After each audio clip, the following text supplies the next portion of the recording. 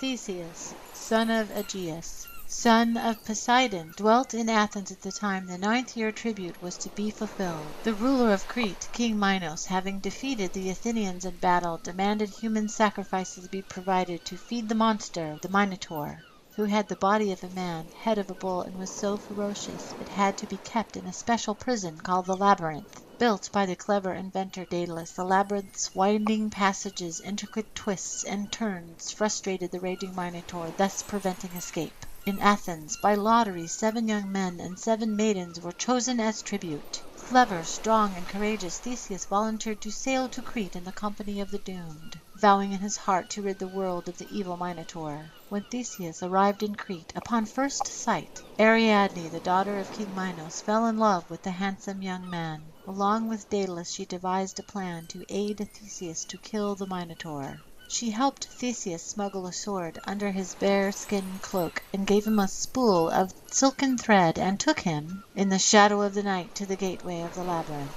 There Ariadne kissed Theseus and wished him the favor of the gods to complete his quest. Once inside, Theseus tied the thread to the door and began to unwind it as his assurance that he would be able to escape from the labyrinth once he had killed the fearsome creature.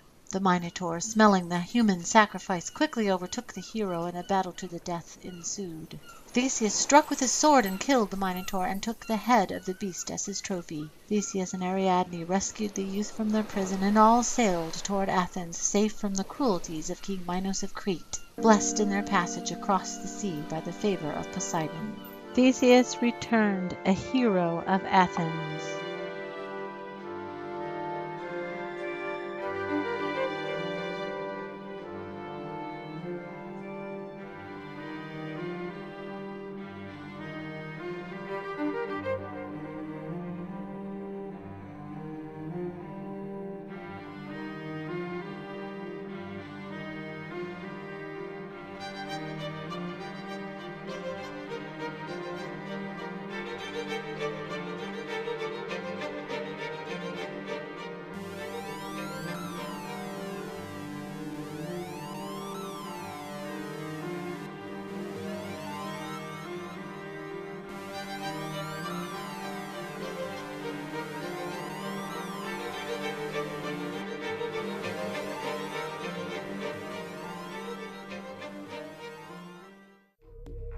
From the research team of Sheppard and Patrick, I am Karen Christine Patrick, and along with Brett Collins Sheppard, we research anomalous phenomenon on the moon. In recent years, Brett has done a large body of work finding and illuminating embedded holographic images and space agency photographs of the lunar surface.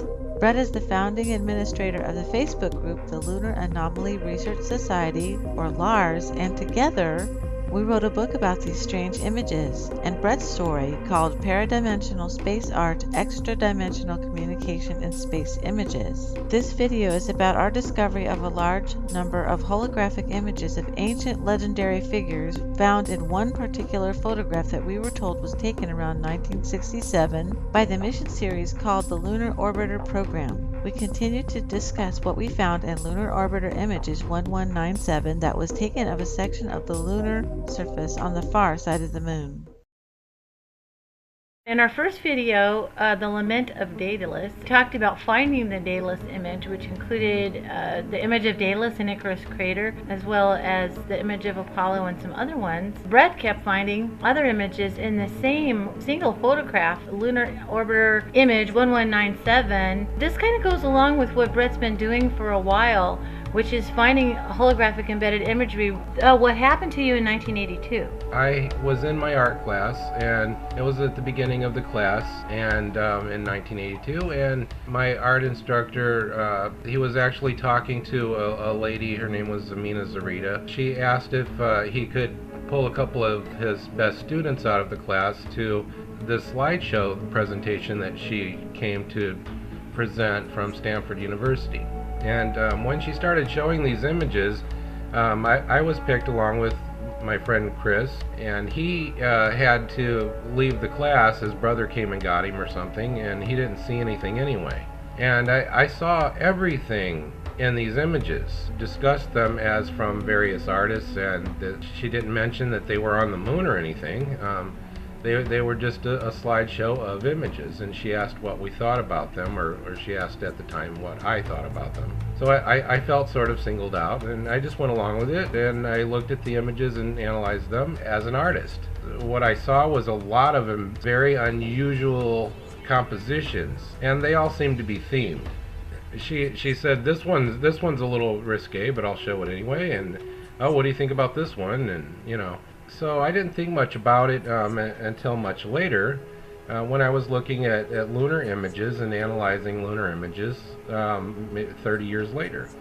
And I started seeing these same images that I saw back in 1982, which kind of tells me that they don't know what these things are or why they are embedded in lunar orbiter images. Kind of made this assumption just because we know about secret programs of the government where they're able to do time operations, basically. So, you know, I was the one that suggested to you, based on other researchers' experiences, other whistleblowers' experiences, that you were actually shown images of the work that you do now, which is to look at lunar orbiter images, and you see all of these different themes, including these legendary ones that we're showing now in this series. And that basically what happened is you were shown the images in 1982 when you were in high school of the stuff that you're finding now. And that's kind of a weird paranormal, you know, story, and if people want to know more, they can look at our book. You start looking at images of the moon, and at first you find anomalies that most other people find, which are like, you know, buildings and ruins, and then you start seeing these holographic images. You would have on the main view of it, you would have an image, and then when you inverse the colors, you'd have a different image, but it would correlate thematically. What we had been finding was a lot of different characters from mythology. Theseus jumped out very clearly, and then once you saw him up in that corner, we started seeing other characters as well. Yeah, there was the Minotaur, and we found the guy that was turned into a partridge, you know, that watched Daedalus build Apollo's temple.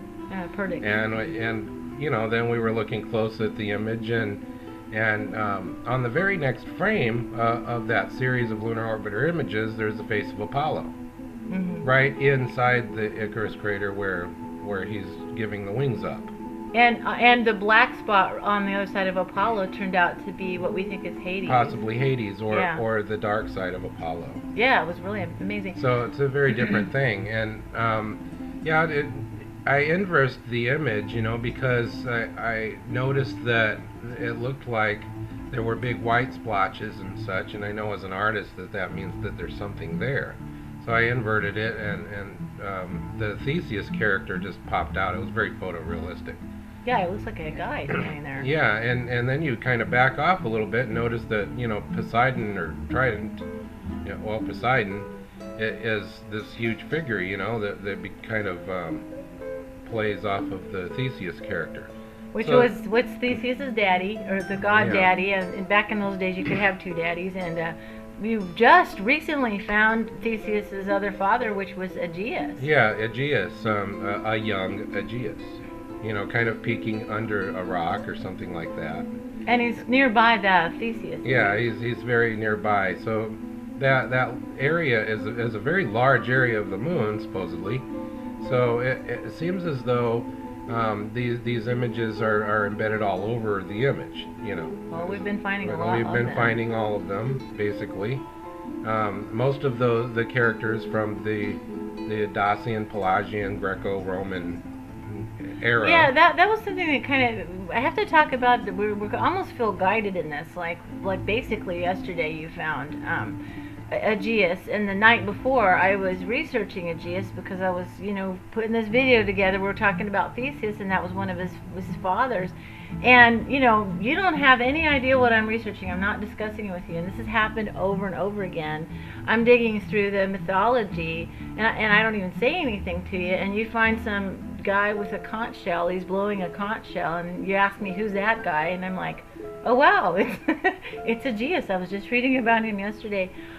So it's a very odd experience ferreting out these images because we feel guided. At the same time you found the Daedalus image, somebody has sent me a link to the information of the Thracian Dacian Pelagian mythology, which is a bit older than the Greco-Roman. And in that mythology, all of these characters were basically kings. They were god kings. They weren't necessarily just gods or just, mythical kinds of things. And that's why we use the word legend instead of myth, because we found out that there was folk stories and kings lists where these guys were real kings. Yeah, there's a correlation, between the so-called mythology and these real kings.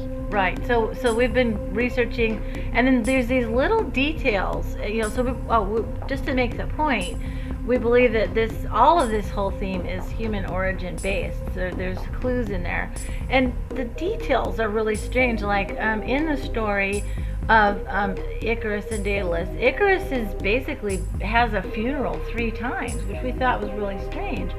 Yeah. And we have sort of a narrative as to why that is indicated in the images.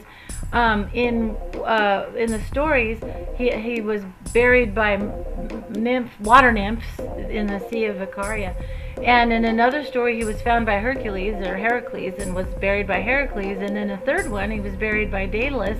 And in our imagery, we find out that the sea nymphs found just his head. So maybe he fell and was decapitated. Seemingly just kind of grabbing his head so they out of the water. Buried the remains, and then Hercules buried his body. It doesn't say if the head was attached or not, but that would explain why there's another piece. I guess it's a little bit gross. And then the third would be the memorial service, because supposedly Daedalus builds the temple to Apollo. So here at the end, when we show that it's he's bowing before Apollo, that's the temple he built. So it's a later memorial service. Well, anyway, so these little details really help see that there's a real story here, complicated story. Yeah, and it does. It has to do with our origins, in particular. And it's not just one tribe's specific origins or something. But also there's other images that depict other tribes, large Earth tribe origins. So there's an image where it'll show, like a lot of African elephants and this and that, and so there's a lot that has to do with the human origin type expression. And that's all over the whole moon. You've been finding other groups of images that are themed to a different time. Yes, absolutely. Well, we even want to go into the animation sequence. So if you can describe what was going on, because as you began to look at these, you realize these were stills of an animation.